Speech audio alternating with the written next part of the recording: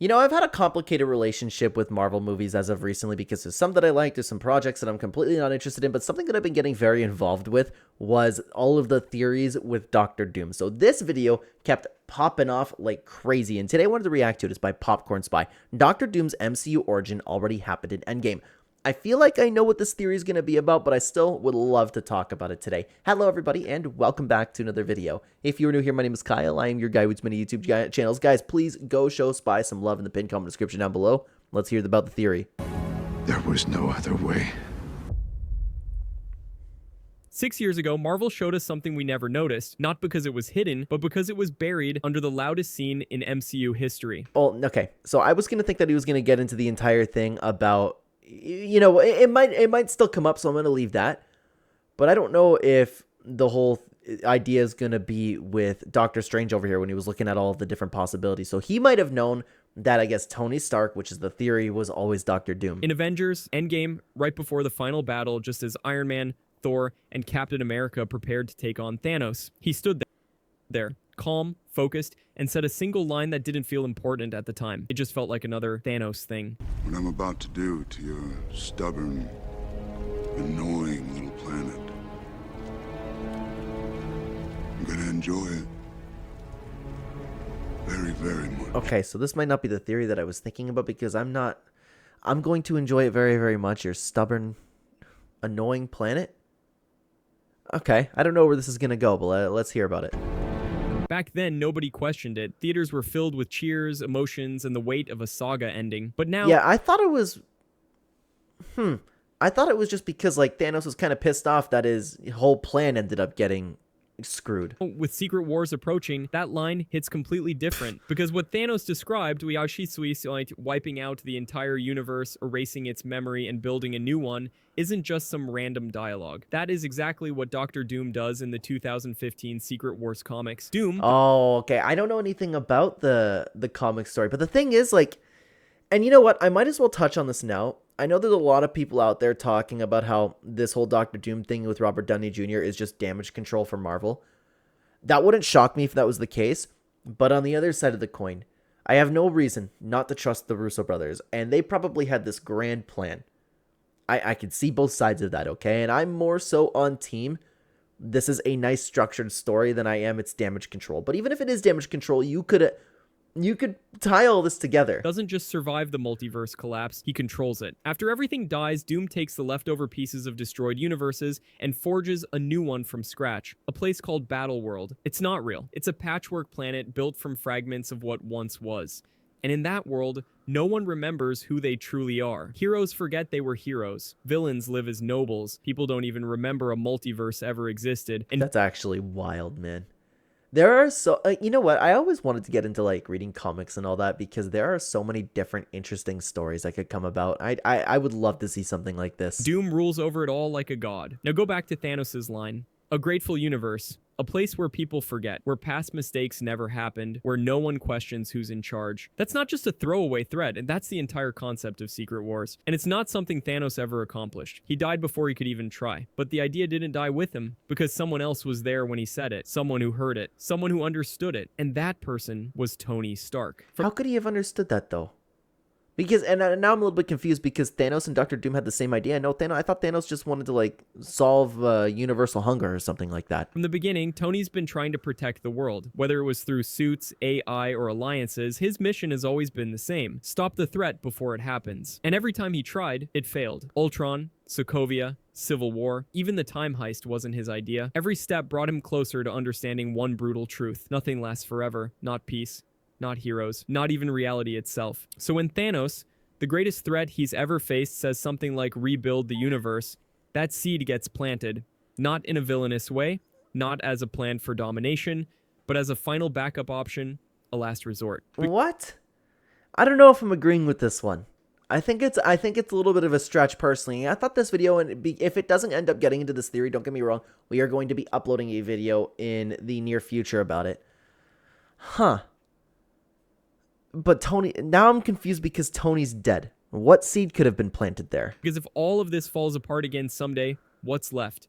What's plan Z? build your own world. And here's where things get dangerous. Doom in the comics isn't evil because he wants power. He becomes dangerous because he believes only he can save everything. His methods are brutal, but his intentions, at least at first, are rooted in protection, order. Now, I don't know if Tony could be doing that, but then again, Tony had the little hints about that of being inside of him, because he's kind of like, he was talking to Steve where it's like, it doesn't matter if it impacted your precious freedoms. That's what we needed. And that's why I find myself agreeing with Tony more than Captain America. Control. And that's where Tony's arc starts to overlap. Because Stark's biggest fear has always been losing control. So it makes sense that the man who tried to put a suit of armor around the world might one day try to put one around the entire reality. Now imagine this. That does make sense.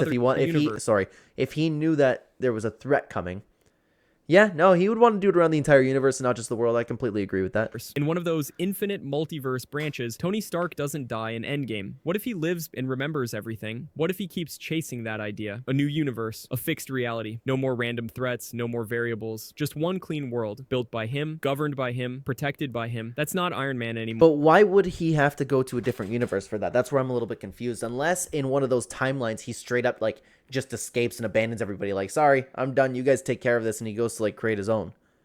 But I feel like that's not in his character at the same time. But then again, Doctor Doom's described as having that brutality within him. It just wasn't shown this entire time. That's Doom. And this theory isn't just fan fiction, even the Russos hinted at it. In a recent interview, they teased a connection between Tony's death and the introduction of Doom. They didn't explain it. They just dropped the idea and left. And here's another thing. If Doom does come from another universe in Secret Wars, what if it's not Victor Von Doom at all? What if it's a variant? What if it's the one version of Tony Stark that survived and kept going? The one who mastered more than just tech, the one who turned to magic when science wasn't enough, the one who became something else entirely, a man with both the intellect of Stark and the mystic reach of Strange. I feel like you would need to do that. I feel like that would make most sense instead of being like, oh, it's Doctor Doom, this is actually Tony from another timeline. I feel like you would need to have that connection there for everything to really work, because then you can get into the interactions of all of the Avengers, you can get the confusion, like you can get the heartbreak, all of that stuff. It's the perfect Doom. A man who once tried to save the world but chose to replace it instead. We all remember the moment. Doctor Strange sitting on that battlefield, fingers trembling in the air, holding up a single number, one future, one chance, out of 14,605 possible outcomes. How many did you see? 14,605. How many did we win? One.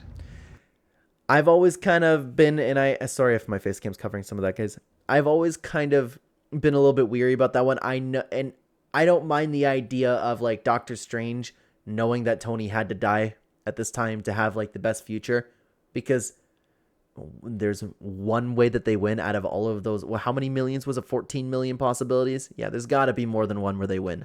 And the moment Tony saw that, he knew what he had to do. He didn't ask questions, he didn't hesitate. He looked at Strange, then at the chaos around him, and made the final move. He snapped. And for years, we believed that Strange chose that path because it was the only way to defeat Thanos. That Tony had to die so the universe could live. But that's where I've been kind of with the internet on that one, where there had to have been more options out there. What if that wasn't the full story? What if Strange wasn't just trying to stop Thanos? What if he was trying to stop something worse? Because here's the thing. Strange didn't just see 14 million ways for that battle to play out. He saw 14 million futures, branches, That's true. That's true. And we all know the Doctor Strange, I mean, I don't know about now because I guess he's like evil Doctor Strange. I'd have to go back and remember the issue with Multiverse of Madness, but at this time, Doctor Strange wanted what's best. So maybe, could you imagine if there was ways, which there probably was, now that I think about it, there were probably ways where they could have won that battle without Tony having to use all of those stones. Universes where Tony survived, universes where Thanos lost, but Stark lived. And maybe in some of those, Tony didn't retire peacefully. He didn't walk away. He kept building, kept improving, kept trying to protect the world until because he wouldn't want something like this again. And especially that motivation is only growing stronger because he has a family and especially a daughter now. He would never want anything like this to happen again. So that him coming to like essentially saying, screw you, I'm building a piece of armor around the world. I could see that being a thing. Protection turned into control until he became something else entirely, something closer to Doom. Because Strange isn't just a sorcerer, he's a gatekeeper, a man who protects reality from threats the Avengers don't even know exist. And if, in those millions of futures, he saw a version of Tony Stark become the very thing he was trying to stop, a god with the mind of a machine and the magic of a sorcerer, what else could he do? He couldn't explain it. He couldn't stop it with a warning. He could could only guide Tony toward the one outcome where he dies. That's such a good point, because you think that everybody else would be up for that. You think that Steve would have been up for that. You think that Spider-Man would have been up for that. Any of those Avengers, Pepper even, she had the Armor Man suit on it. Nobody would be up for that. So maybe wow. My opinion's being swayed over here. Wasn't just the only way to beat Thanos. It was the only way to prevent Tony Stark from becoming the next universal threat. And it adds up. Because even before Endgame, Strange made choices that didn't make sense. He gave up the Time Stone willingly. He protected Tony more than anyone else in Infinity War. And in the moment of victory, when everyone else was still fighting, he wasn't. He was watching Stark like he was waiting, like he already knew. And what happens if that future, like the one Strange tried to erase, still exists somewhere? A version of Tony that lives, that keeps learning, that merges technology and mysticism. That's okay, but this is where I'm confused about that now, because he could just do that in that timeline. Why would he then leave that to go to a different timeline? That's where it's confusing me a little bit. I don't understand why he wouldn't just continue building in his own timeline, unless he actually gets that, okay, I'm going to control the entirety of the multiverse type thing, and I'm going to take it step by step through every single reality. I don't know. That's the only part that's making me stop throughout this. Survives past the Infinity Saga and becomes the architect of the next one. That version wouldn't be Iron Man anymore. That version would be Doctor Doom. In Doctor Strange, in the Multiverse of Madness, we visit Earth 838, a world that looks like ours but feels off. A world where the Illuminati exist, where Ultron bots actually work, and where Thanos is already dead, stabbed in the chest on some faraway planet like an old, discarded problem. And the moment we saw that, something didn't feel right, because in that universe, everything we know about Stark is missing. There's no mention of Iron Man, no sight of his tower, no reference to his legacy, but Ultron, his creation, is functioning perfectly. And that for some reason, I don't remember that in Multiverse of Madness. I need to give that movie an entire rewatch, to be honest, but that's something that completely slipped my mind, which it's probably pretty subtle, because I guess we were focusing on the travels of Doctor Strange.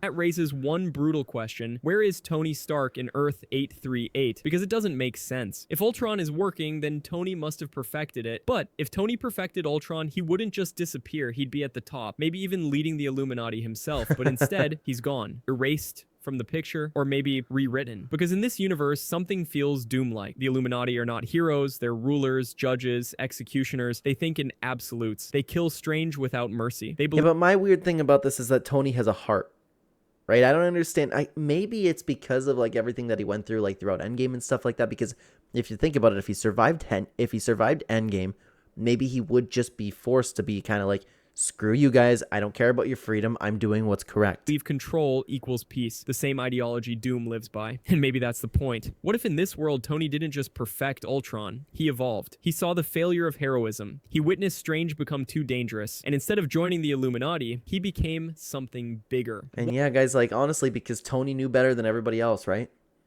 There are people that just oftentimes know better but can't act because of the rules of the world. What if the Stark of this universe took control the only way someone like him could? Through technology, through mystic power, and through rewriting the system itself. Because that's exactly what Doom does in Secret Wars. And that's exactly what this version of Tony might have done behind the scenes. In fact, those Ultron bots, maybe they're not Starks anymore. Maybe they're something else. Doom bots, reskinned, repurposed, still marching under the command of someone who now hides behind a different face. Because if Tony survived in this universe and evolved into Doom, you wouldn't see him on a throne. You wouldn't see him giving speeches. You'd see nothing. Just silence, control, and a world that already forgot who built it. And if Marvel planned to... The thing is, I don't know if that's... I'm assuming that's what it is. I don't know if that's what, like, Doctor Doom's supposed to be out. He's not, like, a present ruler. He just kind of, like, creates and he's like... He sits down and is like, okay, everybody's happy. I'm just going to take care of everything and kind of do my own thing. Bring Robert Downey Jr. back as a variant. What better version than this? Not a heroic return, not a nostalgic cameo, but a god-level villain reveal. The Tony who lived long enough to become Doom. Earlier, I had issues with Tony Stark, Robert Downey Jr. returning as Tony Stark. I was on more side of it was like, okay, it was damage control, but as these theories are coming out, and again, I've always said this, I've trusted the Russo brothers, I just have my own concerns. If they have a story, something along these lines, this is not only something that, I feel bad saying this because, like, who am I? But something that's acceptable to me, but something that I would be actively very, very interested in. I don't know how much we want to look into it, but Robert Downey Jr. also said that he likes playing complicated characters. You line everything up. Thanos' speech in Endgame, Tony's obsession with control, Strange's choice, the missing Stark and Earth 838, it doesn't feel like theory anymore. It feels like Marvel's been slowly, silently building something. A setup buried across years, a character arc so massive it couldn't fit in one film, or Now, I could see that, but I can't help but think, like, with all the failures that we've been seeing from Marvel, it might have just been, all right, let's bring in Robert Downey Jr. That's where I'm stuck on it just a little bit, eh? even one saga, because this was never about Kang. It was never about timelines or variants or time travel. This was always about power, and how power, in the hands of a man who thinks he's saving the world, eventually becomes something else. From the moment Tony said, "I am Iron Man," he's been trying to fix everything, but every solution broke something else. And when Thanos offered a new kind of solution, wipe it all clean and start over, that seed didn't vanish with the snap. It planted itself in the one man smart enough, hurt enough, and capable enough to make it real. Tony Stark, See, and whether it that's the happens thing that I don't know if I necessarily agree with, because he's smarter than that. He's smarter than that. He would have thought of something like that, and he would have probably went against something like that.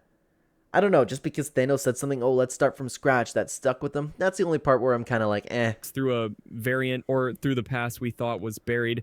Doctor Doom may not be coming. He may have already arrived. Marvel just never told us, and that was their biggest lie. So the next time you rewatch Endgame, listen carefully, because that wasn't a victory speech. That was a warning, and we just didn't hear it. Okay, so we didn't get into the theory that I thought was going to come about. You know, when we talked about, like, because the title of this video says literally, Doctor Doom's MCU origin already happened in Endgame.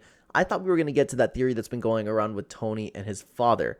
We might be able to find a video, otherwise I'll craft my own about that entire theory, because I find that one a little bit more interesting as well. Till now. If you want more stories, Marvel doesn't want you to piece together. You know where to find them.